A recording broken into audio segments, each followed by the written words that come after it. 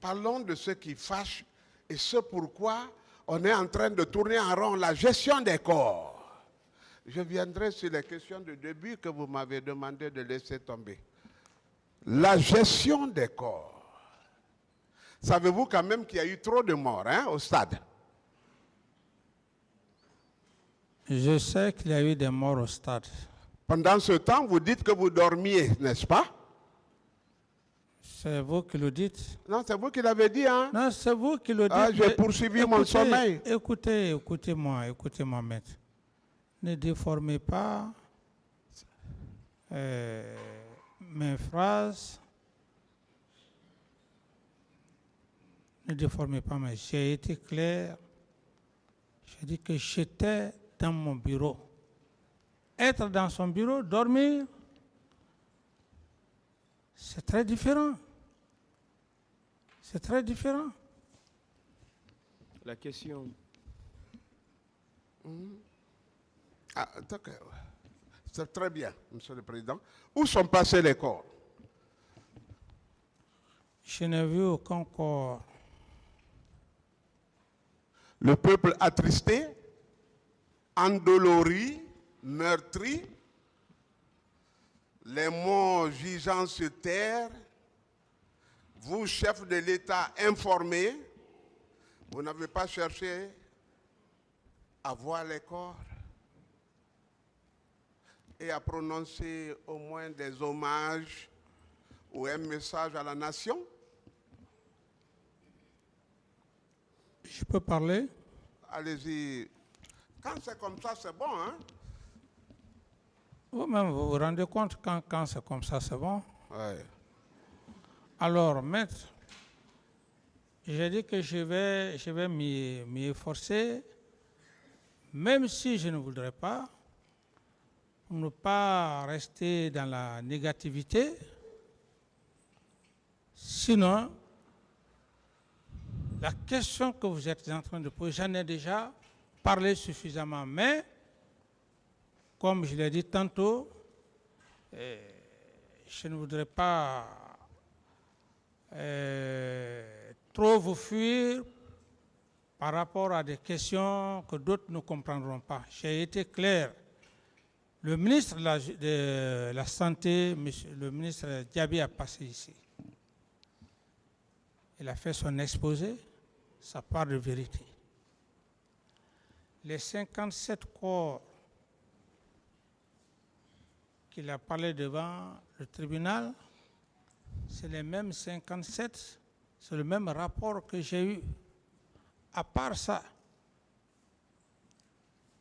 je n'ai vu aucun corps et maître Amidou a été très clair avec moi, très respectueux. Je lui ai dit, ce jour, j'ai dit que je n'ai vu aucun corps de toutes les questions. Donc, par rapport à votre question, maître, je suis curieux, d'autant que toi, qu'on puisse retrouver ces corps-là, s'il en existe. J'en ai fini. Oui, vous n'avez pas répondu à la question. Je dis, pourquoi en tant que chef d'État, de l'État à l'époque, vous n'avez pas cherché à vous incliner au moins dans les derniers hommages au corps, les voir.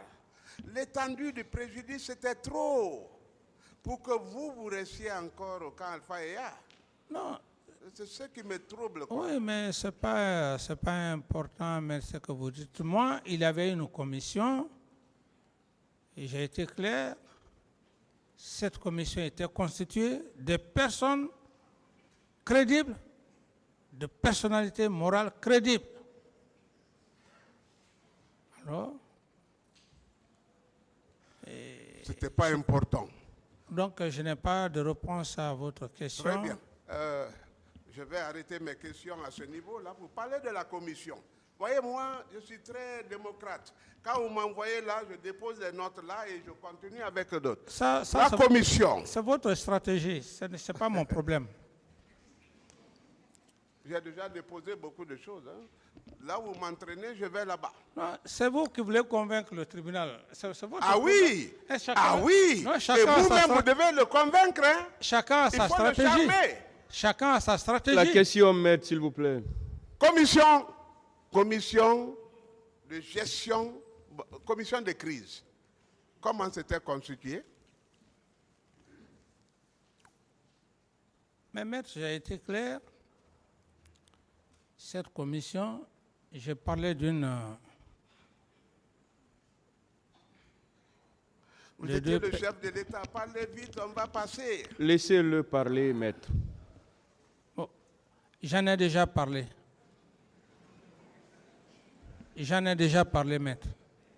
Suffisamment ici, dans cette audience.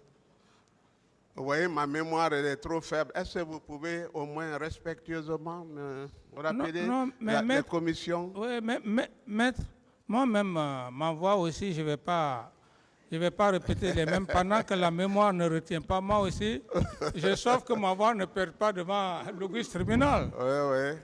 Si j'ai déjà parlé, D'autres questions? Oui, oui. Je vous comprends. Hein, gérer la voix au moins pour 2 heures, c'est bon. Hein? On va reprendre après. Vous ne voulez pas édifier, mais on parlera, on continue hein, avec l'affaire des morts. Qui, parce que vous n'aimez pas des questions comme ça, c'est vous qui avez ordonné au général Théa,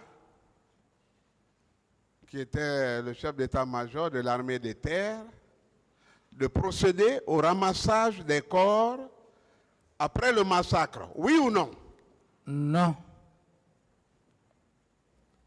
Mais qui aurait pu les ramasser sans vos instructions? Et je ne sais pas, maître. Vous ne savez pas? Oui. Mais qui aurait pu oser? Mais je pense que les PV font foi et par rapport à M. Edouard Théa et consorts, je ne reviens plus là-dessus.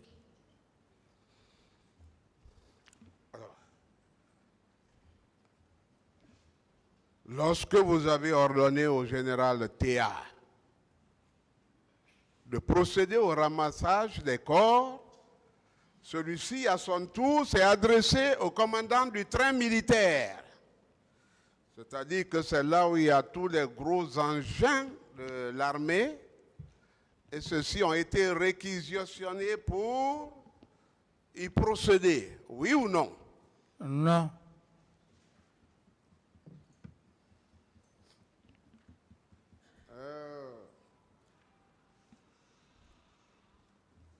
Monsieur le Président, je crois que le commandant du train militaire, parce qu'il faut qu'on retrouve ces corps-là, c'est évident.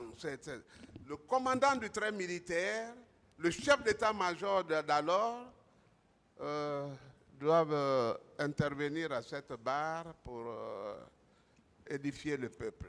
Déjà passé à l'hôpital qu'il y avait effectivement des personnes en péril. Des personnes en péril. En péril. Bon, en tout cas, il y avait des blessés.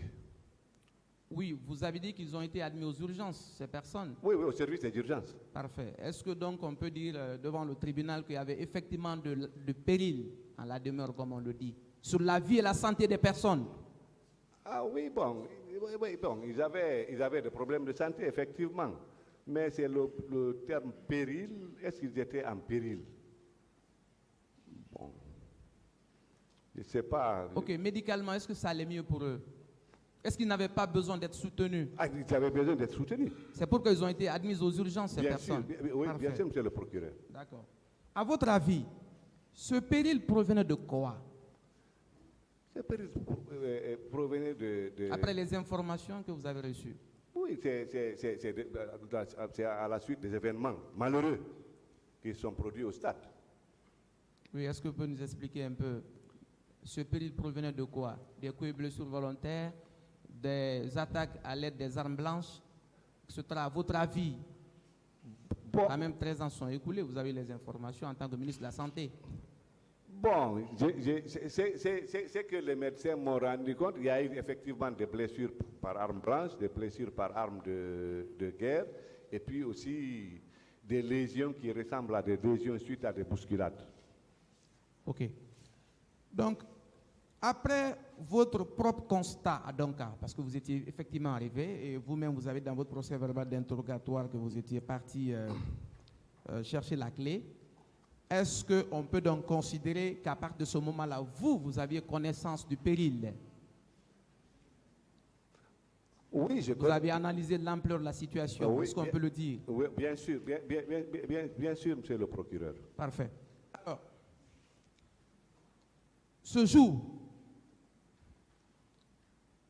en commençant par l'hôpital Donka, pour le dépôt des clés aux professionnels de santé, donc au personnel soignant, est-ce que cela pouvait présenter pour vous un danger, un risque pour vous, pour les tiers, sans passer par voir le président Dadis? Est-ce que c'était un danger pour vous? Bon, évidemment, il y avait un danger pour moi, mais j'étais ministre, j'étais obligé d'assumer. Puisque d'abord, je n'avais pas de chauffeur, il fallait traverser toute cette zone en ébullition, mais il fallait que je parte chercher les clés. Et le gestionnaire du magasin en question, là où il y a l'équipe d'urgence, quel qu'en soit le danger, il fallait que je parte, et je suis parti. Je repose la question pour qu'on se comprenne. Oui. À votre retour de Nongotadi, est-ce que le fait pour vous de commencer par l'hôpital Donka, déposer la clé pour qu'on puisse ouvrir la pharmacie, pouvait être un danger pour vous ou pour les tiers en provoquant ce secours-là? Est-ce que cela pouvait présenter un danger pour vous? Alors moi, je crois que le fait de déposer les clés à la pharmacie centrale de Guinée, ça ne va pas entraîner un danger chez moi quand même. Très bien, mais vous avez fait d'abord le compte rendu au la jeune de l'époque, c'est cela? Oui, mais la clé et celui qui avait les clés était déjà parti. Malgré ça, vous étiez parti, non, vous? Donc, ça veut dire que vous... Pensez ça parce que vous êtes parti. À Nongotadi. Quelle est la question? Ma présence n'était pas indispensable, parce que je n'avais pas quelqu'un à envoyer à Nongotadi. Monsieur Gabi, attendez, calmez-vous. Quelle est la question? Est-ce que ce jour, au retour de Nongotadi, par l'hôpital Donka, déposer la clé de la pharmacie pour qu'on puisse l'ouvrir et soigner en conséquence les malades qui étaient là, est-ce que cela pouvait présenter un péril pour vous, un danger pour vous, pour les tiers? C'est cela la question. Je crois que non, il n'y a pas de danger. Je crois. Si j'ai compris la question. Alors, en faisant le choix personnel de commencer par le président Dadis pour aller le faire le compte rendu et laisser les autres venir, parce que ça prend quand même du temps, et laisser vous la clé, est-ce que vous aviez contribué, vous, à sauver les personnes en péril ce jour-là? J'ai contribué, monsieur le procureur, à sauver les personnes en péril. D'autant plus d'abord, j'ai pris le risque d'aller traverser Koza, traverser toute cette zone d'ébullition pour aller à Nongotadi, récupérer les clés, sans chauffeur. Ensuite, il n'y a pas eu de truc. Quand moi j'ai parti voir le président Dadis, les autres étaient déjà partis à la pharmacie centrale de Guinée. Et d'ailleurs, lorsque j'étais à Donka, si j'avais des hommes avec moi là-bas, c'est eux que j'aurais envoyé chercher le Dr Abdourahmane. Okay. Donc, acceptez que je vous pose la question. Oui, allez-y, s'il vous plaît. Bon, je suis parti à Nongo chercher le Dr Abdourahmane avec les clés parce que je n'avais personne entre mes mains. Donc, il fallait que je parte chercher, obligatoirement. Au retour, en allant, vous étiez seul, non? En allant, j'étais avec le Dr Kondé. D'accord. Vous avez déjà la clé? Oui. Au retour... J'ai déjà le monsieur qui a les clés. Très bien. Dans la même voiture? Dans la même voiture, conduite par moi. OK. Sur la foi donc de ton serment de médecin, je repose la question, est-ce que la priorité c'était de passer par le camp ou c'était de venir déposer d'abord la clé à l'hôpital Donka? Monsieur le procureur. En tant que médecin. Hein, Non, monsieur le procureur, moi je suppose que j'ai déposé les clés parce que j'ai vu mon chauffeur, j'ai dit bon tu le déposes avec la clé à la pharmacie centrale de Guinée. Parce que même si je vais à la pharmacie centrale de Guinée, ce n'est pas moi qui vais ouvrir le magasin pour déposer les médicaments. Et si je viens à Donka, ce n'est pas moi qui vais faire les pansements pour les blessés. Donc il fallait partir, voir à qui de droit, celui qui pouvait chercher, trouver les moyens, mettre à la disposition du ministère de la Santé pour s'occuper des malades. Merci. Ce n'est pas vous qui ouvrez les pharmacies. C'est pas ça la question. D'accord. Alors, nous allons avancer avec votre permission.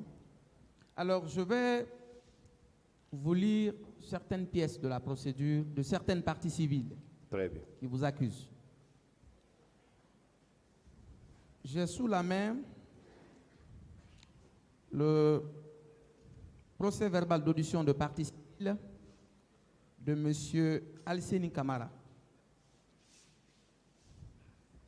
Ce monsieur, ton avocat effectivement les pièces de la procédure aussi, il y a un certificat médical greffé à son dossier. Il a été reçu à Donka au service de neurochirurgie. Un certificat médical numéroté 325. Alors, ce monsieur donc a été reçu par l'hospitalière. Écoutez ce qu'il dit, vous concernant. C'est code 11. Il dit ceci. Environ 10 minutes après, j'ai commencé à me retrouver et à l'aide de ma main droite, j'ai fait signe à un groupe de jeunes, lequel est venu à mon secours en me conduisant au centre médical de Commandant pour des soins d'urgence. Il continue. Je vous précise que le ministre de la Santé d'alors, que vous êtes, a dit aux médecins, à son arrivée à Donka, comme vous avez dit, vous étiez venu à Donka, à son arrivée à Donka, laissez-nous les achever, car ce sont des chiens. À la page 2, hein, il continue, on lui pose la question. Son avocat lui pose la question de maître Alpha Amadou DSBA. Êtes-vous prêt à une confrontation avec le colonel Ablaye Chérif Diaby? Il répond, oui, je suis prêt à cette confrontation. Qu'est-ce que vous dites par rapport à cela, à cette pièce, à cette personne qui a été reçue dans vos structures hospitalières, qui vous accuse comme ça? Merci, monsieur le procureur.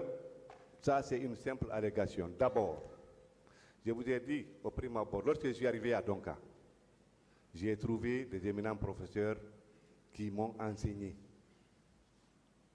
Professeur Nabi Daouda Péa, son âme était là, professeur Biro était là, il vit, professeur Namouri était là, professeur Mohamed Senk était là. Je suis leur élève. Non, j'en viens, monsieur le procureur, je suis leur élève. D'abord, non seulement mon éducation ne me permet pas de m'adresser comme ça à une personne blessée. Ensuite, moi, je suis médecin. Et je suis médecin clinicien.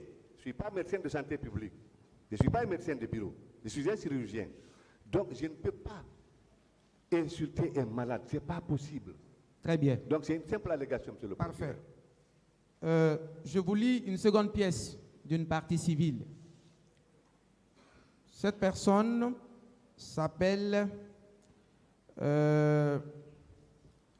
Ba Mariama Bobo, code de la procédure 11-13. Cette personne également a un certificat médical délivré par vos structures hospitalières. Je lis cette partie pour vous. Je sous-signe Dr Mabinti Kamara, médecin gynécologue, certifie avoir examiné Mariam Boboba, victime de violences sexuelles, le 28 9e mars 2009.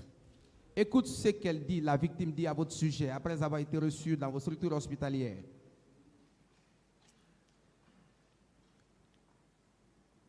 Ba Mariama Bobo, son numéro de téléphone est versé ici, à la page 13 de son audition.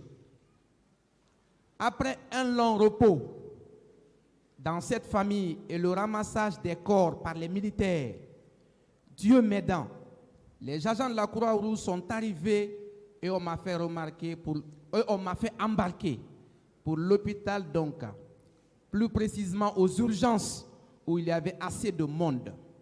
C'est dans cette situation déplorable que le colonel Ablaye Cherif Diaby est arrivé avec ses éléments en nous traitant de bâtards et de chiens tout en nous donnant des coups de pied, ce qui coïncidait à la réaction de l'ex-ministre Adja Mariama Diallo Bari qui a demandé aux agents de ce qui se passait en s'écriant.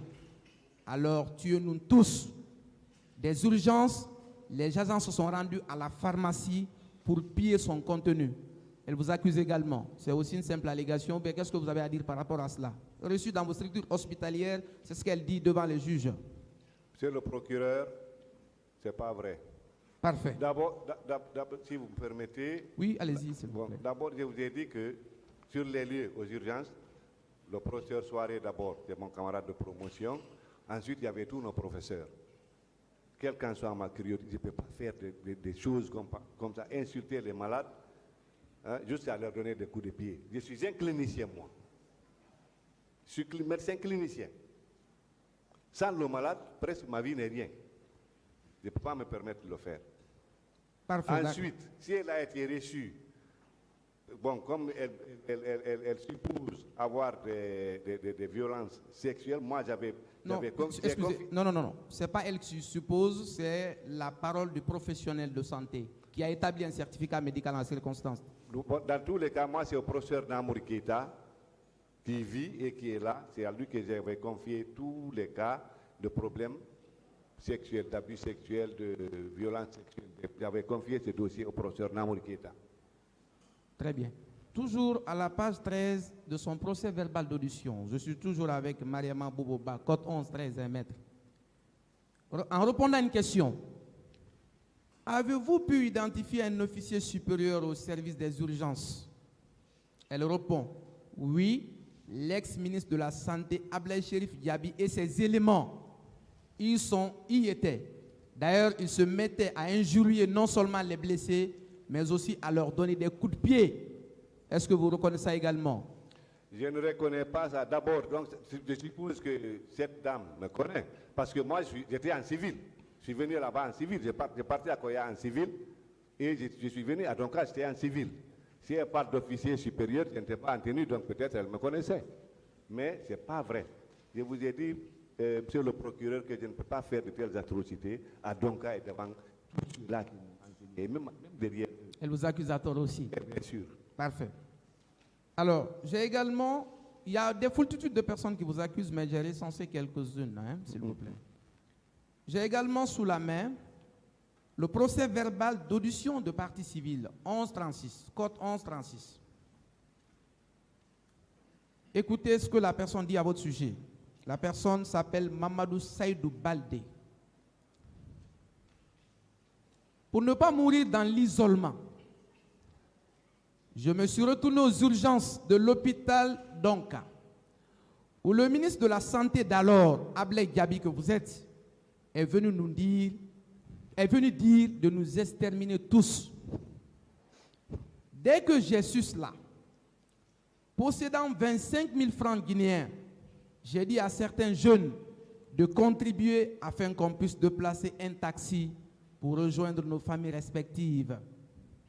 Au cours du trajet, saignant beaucoup, le taximan m'a fait embarquer dans le coffre à destination de l'aéroport où je me suis embarqué à bord d'une autre occasion pour rejoindre ma famille.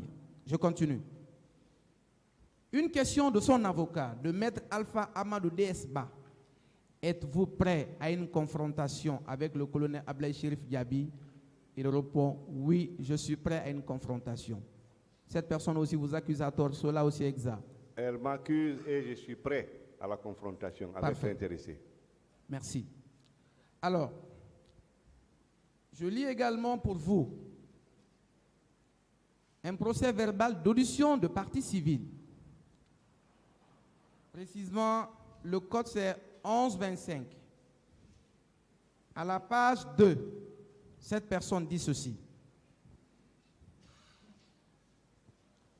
Aux environs de 17 heures, un groupe d'agents muni d'armes blanches, est rentré dans l'hôpital d'Onka et nous a sommé de sortir pour nous tuer. Mais les femmes se sont opposées. C'est dans cette situation que le ministre de la Santé d'alors, Ablaye Cherif Gabi, est arrivé et s'est mis non seulement à nous instruire, mais aussi s'est mis à donner des coups de pied aux patients en déclarant « Nous allons tous vous tuer ». Cette personne vous accuse à tort également. Monsieur le procureur, d'abord 17h à 17h, moi j'étais avec mes cadres au ministère de la Santé. Je suis venu une seule fois à Donka, lorsque j'ai quitté Koya, je suis passé par Donka, et lorsque j'ai quitté là-bas, je suis rentré chez moi, je me suis mis en tenue. J'étais avec Dr Tchek Kondé, nous sommes partis prendre Dr Abdraman, je ne me suis plus retourné à Donka. Simple allégation. Je ne me suis plus retourné ces jours-là à Donka. Très bien, je précise que... Surtout 17h, non. Je précise que son dossier est greffé à un certificat. D'accord, mais moi à 17h, non, à 17h, je suis pas venu à Donka. Non, on ne discute pas, merci. Acceptez que je lise cette partie pour vous. Médical, Dr Oulare Fanta. Vous connaissez cette personne? Non. Médecin généraliste des urgences. Non. Certifie que M. Diallo Amadou Djoulde, dont je viens de lire son procès verbal d'audition, âgé de 49 ans, sexe masculin, nationalité guinéenne, profession cuisinier, domicile à Concanseur, a été effectivement reçu en date du 9-11 2009 par vos services spécialisés, et c'est cette personne qui vous accuse. Si. Je continue avec vous. J'ai également le procès verbal d'audition de partie civile de M. Diallo Mamadou Bano, code 1090. 1090. Ceci à votre sujet.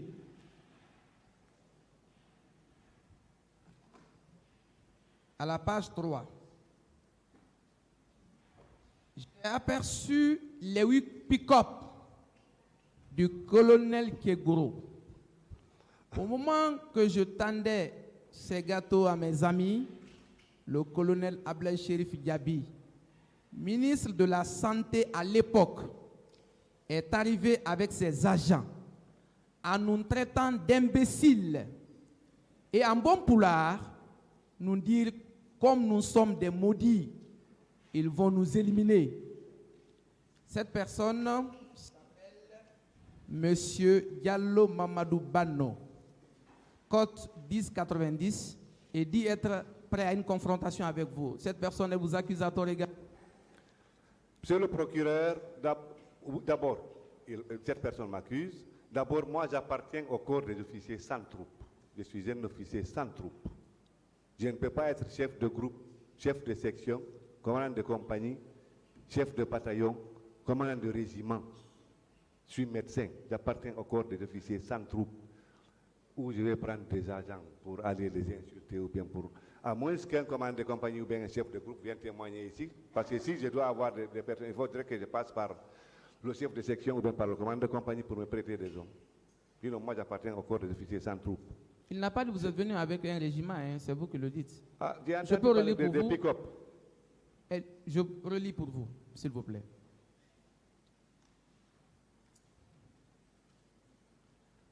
Je relis pour vous, pour votre compréhension. Ah, d'accord. J'ai aperçu les 8 pick-up du colonel Kegoro. Ah, ok. Suivez encore une fois. Au moment que je tendais ce gâteau à mes amis, le colonel Ablaye Cherif Gabi, ministre de la Santé à l'époque, est arrivé avec ses agents en nous traitant d'imbéciles et en bon pouvoir nous dire comme nous sommes des maudits, ils vont nous éliminer. Est-ce que c'est exact ou on vous accuse à tort également? Non. Parfait. Pas exact.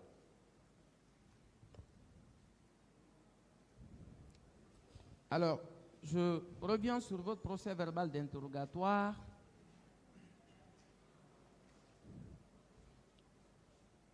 Ici.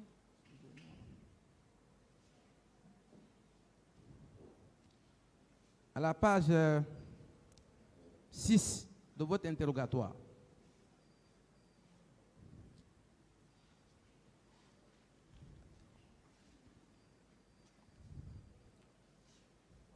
Les magistrats instructeurs vous ont posé la question à la page 6 de votre interrogatoire. Que dites-vous? Votre avocat vous a posé la question chez les juges d'instruction. Que dites-vous de la polémique autour du nombre de morts? Vous répondez, selon le rapport du médecin légiste, le nombre s'élève à 56 à 57. Alors je vous pose la question.